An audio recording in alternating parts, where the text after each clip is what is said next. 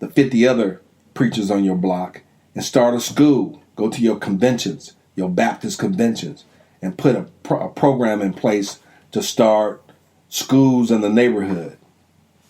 Right? Let's start educating our own children. Okay, let's see. Okay, now let's see. Let's look at like I said, a little different perspective. Let's look at Canada. All right, they have a black population. A lot of the Native Americans, which were black, fled to Canada to be free as well. Slaves and Indians, and these Native Americans fled because they didn't want to become slaves. So we just have to choke the remaining biases, bigotry, whatever you want to call it, racism. But racism is different. That's institutional. We're going to touch on that in a moment. But from the hearts and minds of individuals, we have to believe in ourselves and we have to start living better lives. And we need to make sure our children are educated and able to compete in society, in addition to the other issues that we will address in the Boardwalk School of Economics. Let's see. Canadians are watching unrest and police violence in the United States in shock and horror. Justin Trudeau said on Friday, but the Prime Minister cautioned that this country also has entrenched problems with racism.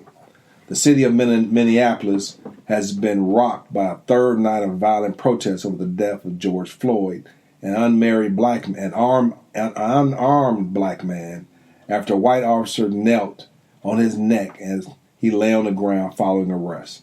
Many Canadians of diverse backgrounds are watching, like all Canadians are. The news out of the United States with shock and horror, Trudeau told reporters at a daily briefing.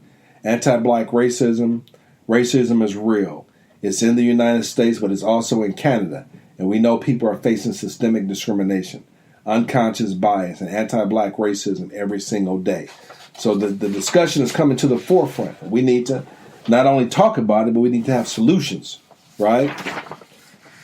Said Trudeau, calling on the country to stand together in solidarity against racial hate. We have work to do as well as in Canada. The thing is poverty. So when a person is poor and struggling to eat, they live a lifestyle that's not, as conducive. And their mind ain't right. Their thought process ain't right. So we deal with poverty and the lack of education. A lot of these ills, as far as our community goes, will start going away. Racial inequities continue to persist throughout the country, a grim reality that is often apparent during interactions with police. They always doing something to keep our minds, going. Except this pandemic, with their statistics about hitting the black and indigenous people of color disproportionately. I'm going to do another one on that. I broke down the statistics, looked at the numbers and so forth like that. It's mental games. It's mental games, playing with the numbers. It's true, but it's not true. You're looking at the mass numbers. White people are getting it more than anybody else, right? But percentage-wise, in your group, which blows the percentage out, it may be 3 or 4 extra people that die, which makes the percentage higher, based upon the lower numbers. So the numbers, so they're doing a proportional thing. But I'm gonna do a presentation. I broke the numbers down, so we'll talk about that later. But but the bottom line is stay healthy, exercise, eat well, and have a mental healthy attitude. And this type of stuff worries us. It frustrates us even more, and affects your health in a negative kind of way. But we have a solution here today, and we need to strengthen our minds, gain some fortitude, and stand up even more, right? In December 2018, the province of Ontario released a landmark report that found black residents in Toronto, the country's largest city, are 20 times more likely to be shot dead by the police than white residents. So this is something all over the planet that's taking place and needs to be addressed, right? It's a very Canadian tradition to speak in platitudes, to refer to the Underground Railroad, and to speak about Canada as a haven and a place that acknowledges its past mistakes. said Robin Maynard, author of Policing Black Lives. But we continue to see similar structural harms and structural kinds of violence as we do in places where leaders make more overtly vitriolic statements toward black communities. Spewing caustic, just vicious statements. Last month, 26-year-old DeAndre Campbell was shot dead by police inside his own home north of Toronto after Campbell himself called 911. He called 911, the police came and shot him dead. See, this has to stop. This has to stop. And this program that I'm talking about is education, but it's built in economics as well. So we can have a law firm and a movement, not only on the streets, but also on the legal front, that makes sure that these issues are addressed. And that's why the Trump is running to appoint all these conservative judges and so forth, because they want to make sure that the system and racism stay entrenched and doesn't. And these judges have lifetime appointments, so they want to make sure that this system stays in place. But you already know what I said you have to do to a bully, right? But we have to be strong. We have to be united. And we have to have a vision. Not just getting out there doing things and activism and stuff, but we need to have a vision and a united purpose. And this program will do that for you. You just gotta open up your minds and put some work in. You have to be willing to free yourself. Because nobody's going to free you unless you're willing to take part in your own liberation. Earlier this week, the family of Regis Korsinski Paquette, said a police officer shoved a young woman over the balcony of the family's 24th floor apartment where she fell to her death.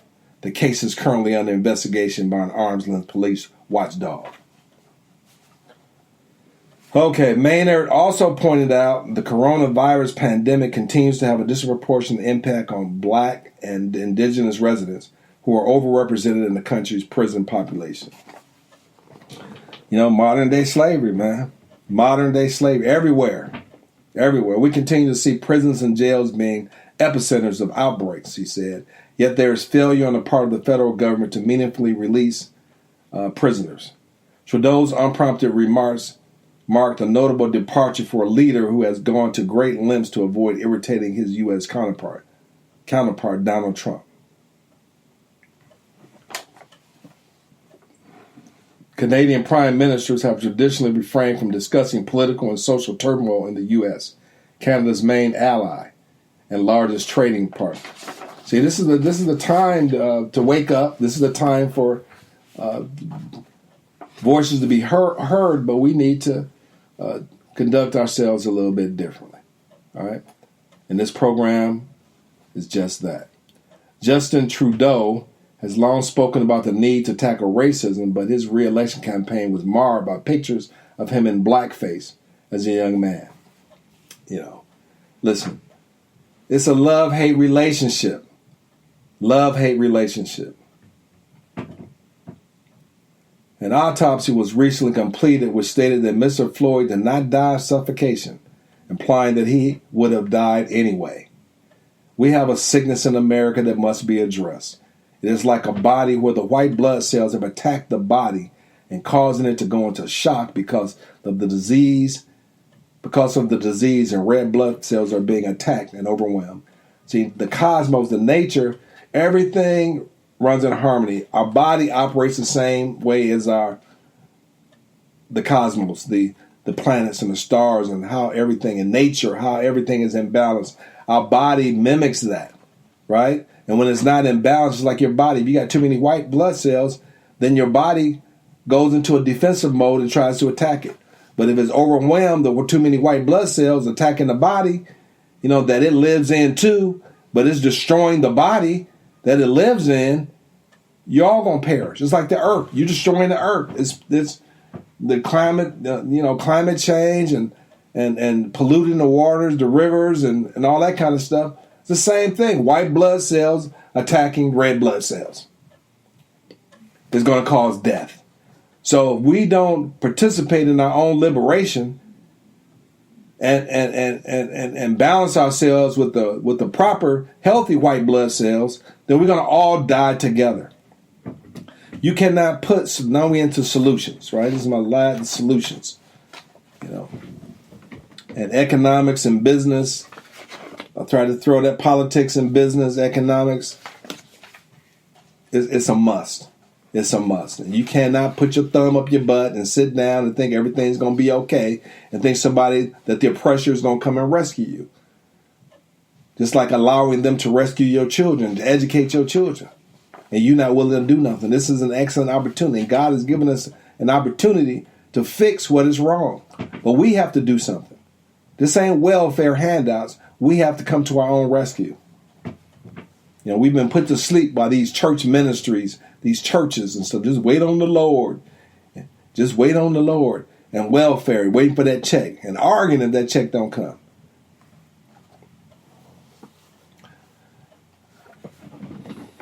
You cannot put a bandage on this issue because white America keeps digging in the womb. Digging in the womb. And we're probably talking about maybe a third, of them that have lost their mind, maybe, but 2/3, based upon are goodwill people. All right. But 80 million black folks in this country, come on, we can make something happen. We can put this stuff to sleep in addition to the other ethnic majority coming together and white people of goodwill. We can end this racism. We can put an end to the racism. And I'm going to talk a little bit in about a few more minutes. We're going to get to probably another 15 minutes to put the head on this discussion, right? So, bottom, like I said before, enroll in Boardwalk School of Economics and educate your mind and individuals in group economics in order to create real political, social, and economic change.